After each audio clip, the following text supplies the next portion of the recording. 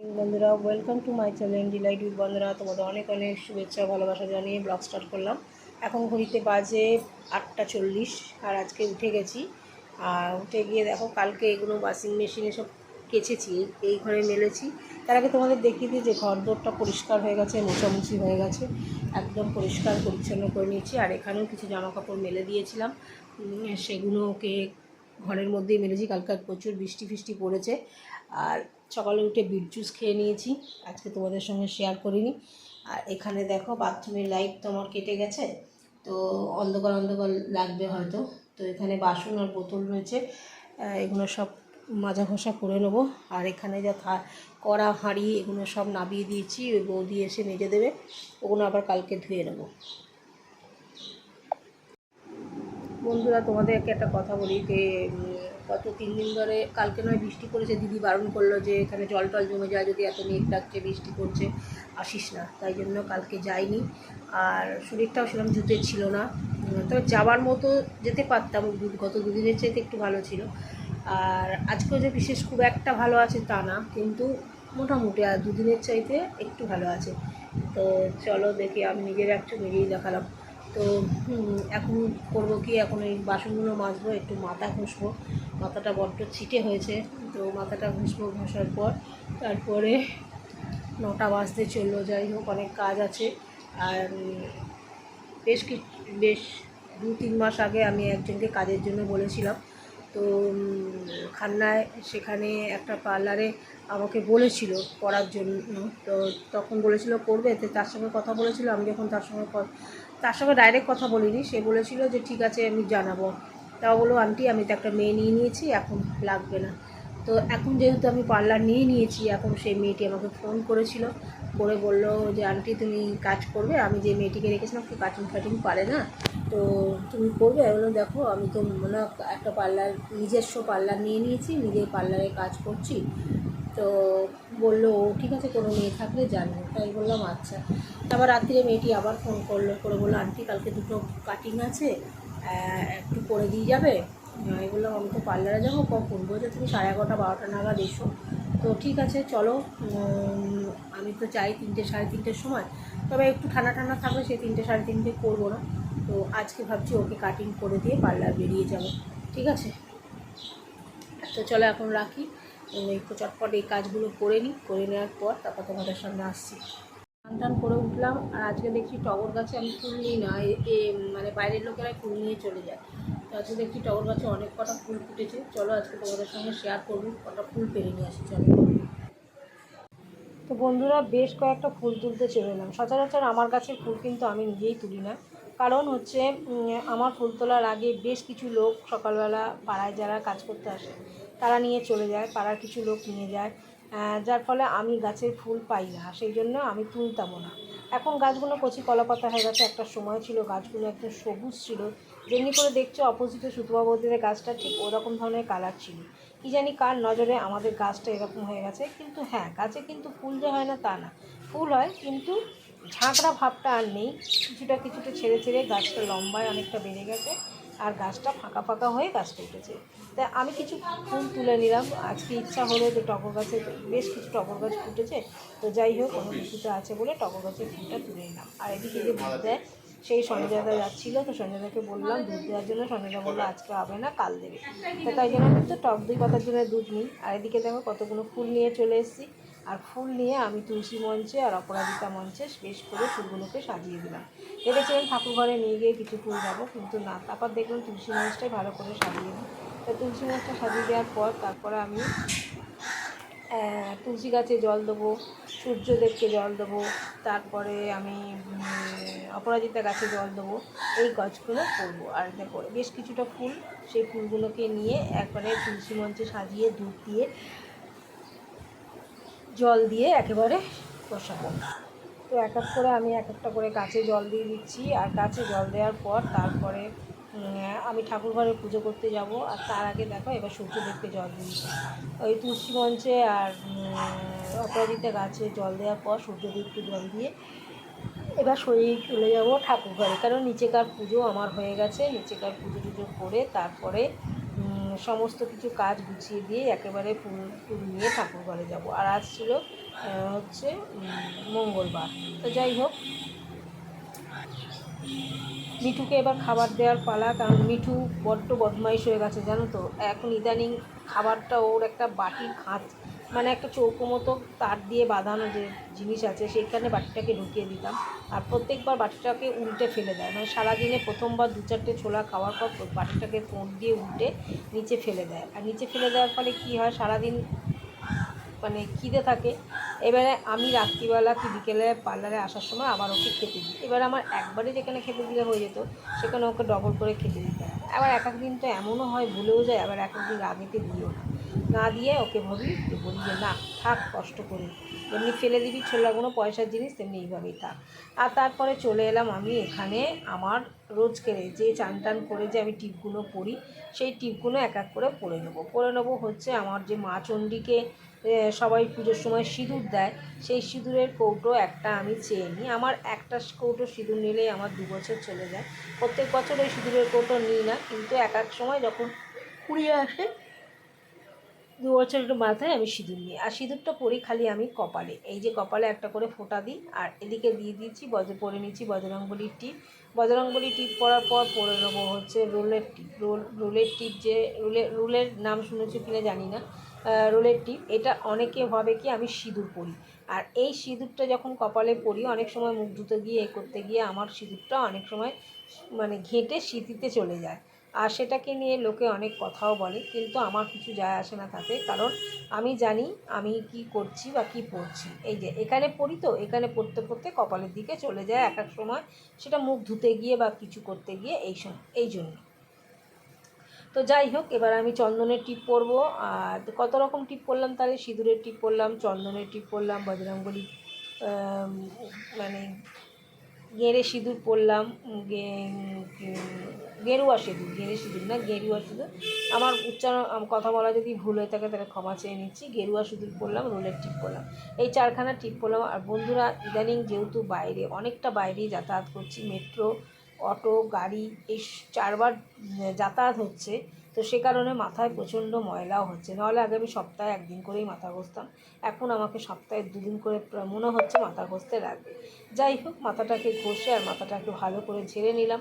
ঝেড়ে টেড়ে নেওয়ার পর এই কাজগুলো করতে করতেই আমার অনেকটা বেলা হয়ে যায়। আর আগের মতো যেন আমি একদমই জোর পাচ্ছি না, যার ফলে আমার কাজের অনেক ক্ষতি হচ্ছে। চলো বন্ধুরা, এখন আমাদের ঘড়িতে 11টা 35, আর আমি রেডি হয়ে গেছি। যে পার্লারটা যাওয়ার কথা, এখন সেই পার্লারে যাচ্ছি। গিয়ে ওখানে বলেছে 2টো কাটিং করে দিতে, তো কাটিং করে আমি আমার পার্লারে চলে যাব। তো দেখতে থাকো বন্ধুরা, সারাদিন কি করছি না করছি তোমাদের সঙ্গে শেয়ার করব। অন্য দিনের তুলনায় সকালবেলাটা একটু শরীরটা খারাপ লাগলো, এখন একটু ঠিকঠাক লাগছে। আর এর মনের জোর আনতে হবে, কতদিন পার্লার বন্ধ রাখবো বলো, ঠিক আছে? তো চলো, মেসেজ ঢুকছে সেই জন্য দেখছি একটু ছোটো করে। চলো এখনকার মতো রাখছি, পরে কথা বলছি। এসছি আর পার্লারে তোমার কি বলবো, ওই যে পার্লারটায় একদিন আমি ইত্যাদিকে কাজের জন্য বলেছিলাম, সেই পার্লারটাতে তখন তো একটা ডিপ্রেশনে চলে যাচ্ছিলাম বলে ইমিডিয়েট একটা কাজ খুঁজছিলাম, যে কোথাও যদি কাজ পাই। কাজ করার ইচ্ছাটা কমই ছিল নতুন নিজের একটা পার্লার খুলবো সেইটা। তো যাই হোক, সে কারণে তখন রীতাদিকে বলেছিল, রীতাদি বলেছিল ওকে, তো ও বলেছিল আমি তো আন্টি মেয়ে নিয়েছি, এখন লাগবে না। তো মেয়েটাকে দেখে, মেয়েটাকে দেখে কষ্টই হলো। ও নিজে বিউটিশিয়ানের কাজ সেরকম কিছু জানে না, ফেশিয়ালগুলো করতে পারে, আইব্রো জানে না, তো কাটিং জানে না। তো ও আমাকে কালকে ফোন করেছিল যে তুমি কি এখন কাজ করবে? আমি বললাম আমি তো বাবু পার্লার একটা নিয়েছি, এখন আমি কাজ করতে পারবো না। তো তখন ওকে বলে দিয়েছি। ও রাত্রে আমাকে ফোন করে বলছে দিদি আন্টি 12টার সময় 2টো কাটিং আসবে, একটু করে দেবে? তো আমি বললাম ঠিক আছে যাবো, কেন আমি তো জানি 3:30-4টার সময় পার্লারে আসবো, কিন্তু এখন আর সেটা করবো না। এখন 12টা-1টার মধ্যেই 12টা হবে না, 12টা তো আমার কোনো দিনই হবে না। তো চলে আসার চেষ্টা করব, কারণ দেখো একটা বিজনেস খুলেছি আর 3 দিন তো শরীর খারাপে শুয়েই ছিলাম। তো যাই হোক, এধার ওধার থেকে কাজ এলে কাজ করতে যাবো, যেদিন কাজ থাকবে সেদিনকে আর পার্লারে দেরি হবে আসতে, কিন্তু কিছু করার নেই, করবো। তো ওকে বললাম তোমার যখন দরকার পড়বে ডেকো, আমি আসবো। তো এখন আপাতত ওর লোক নেই। তারপরও যারা কাটিং করলো তারা ফেসিয়াল করবে, ওর কাছে। তো ফেশিয়ালটা করতে পারে বললো, তো যাই হোক বললো আমি করে দেবো, কাটিংয়ের দেরি আসবে। তো কাটিংটা করে যাওয়ার পর, কাটিং হয়ে যাওয়ার পর তারপরেতে মানে তোমরা বুঝতেই পারছো যে আমার একটু মানে অগোছালো জিনিস দেখলে শরীর অস্থির লাগে। এবার কাটিংয়ের ঘর ভর্তি চুল হয়ে রয়েছে, তো আমি নিজে কাটতে গেছি বলে আমি ওটাই দেখাইনি যে না আমি চুলটা পরিষ্কার করতে, অন্য কিছু না।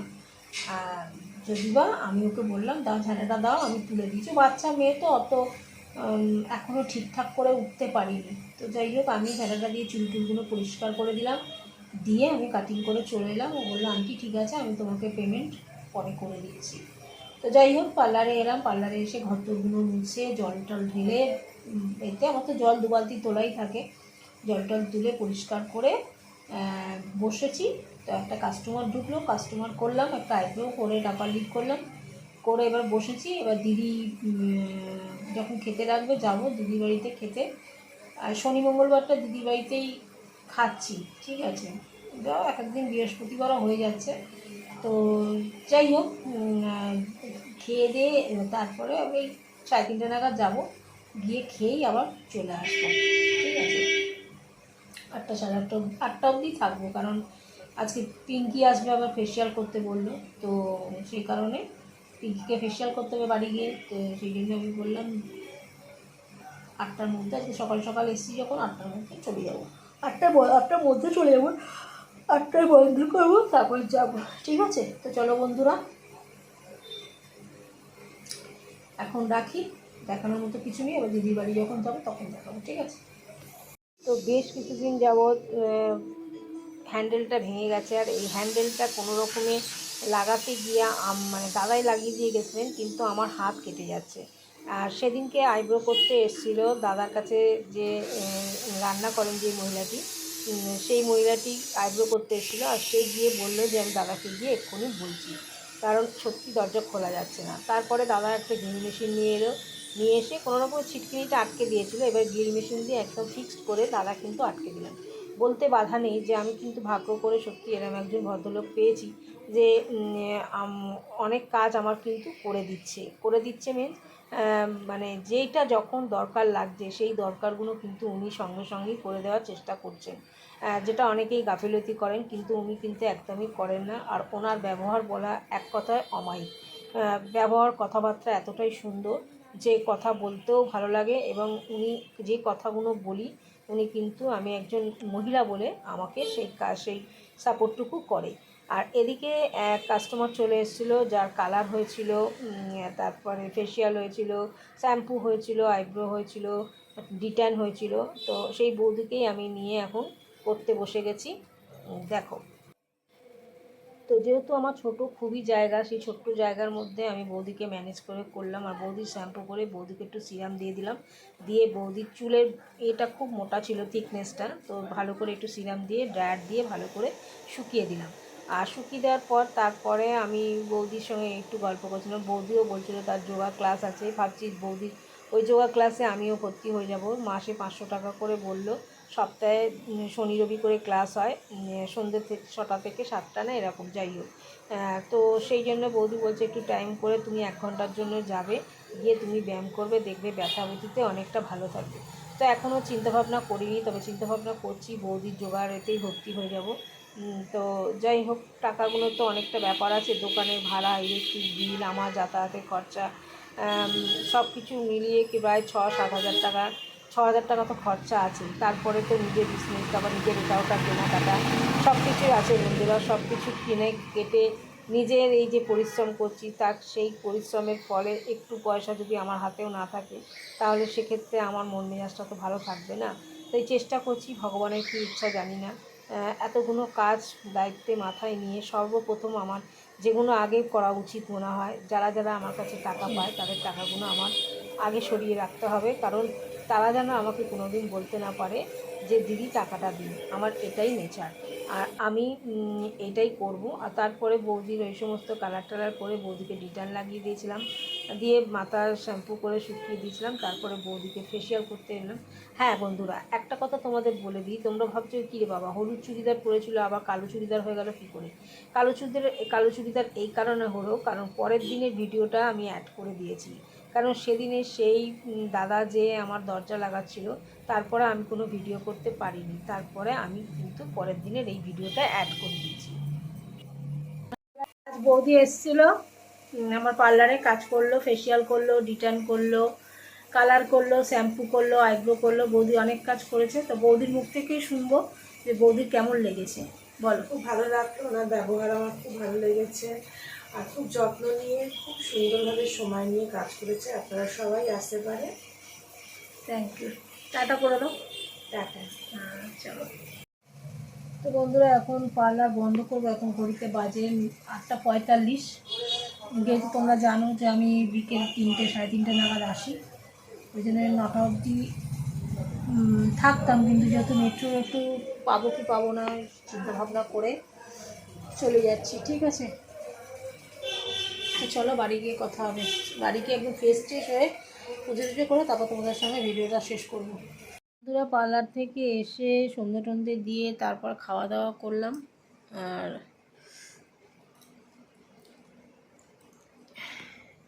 খাওয়া দাওয়া করে তারপরে এখন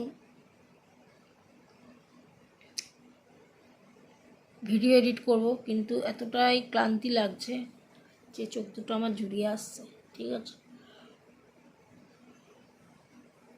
আর যখনই এরকম ধরনের চোখ জুড়িয়ে আসে, জোড়াতে জোড়াতে যখন আমি এডিট করি, তখনই আমার কিছু না কিছুতে হাত পড়ে পুরো ব্ল্যাঙ্ক হয়ে যায়, পুরো সাদা ওই জায়গাটাতে, ব্ল্যাক না ব্ল্যাঙ্ক হয়ে যায়। তো কিছু দেখা যায় না, খালি সাউন্ড শোনা যায়। তো আজকে ঠিক করেছি ভিডিও ভালো করে এডিট করে রেখে দেবো। সেভ হয়ে গেলে কালকে ক্যাপশন লিখে, এটাই করছি রাত্রিবেলা, যদি মনে করছি ঘুম পেয়ে যাচ্ছে, সেভ করতে বসিয়ে দিয়ে ভিডিও এডিট করে সেভ করতে দিয়ে তারপরে রেখে দিচ্ছি। পরের দিন সকালবেলা ওটাকে ক্যাপশন লিখে তোমাদের সামনে থাকছে। তো চলো বন্ধু, সবাইকে টাটা, গুড নাইট। সকলে সুস্থ থাকো, ভালো থাকো, ভগবানের কাছে এই কামনা করি। আর আমি যত ভালো থাকি তোমরা এই কামনা করো। সবাইকে টাটা।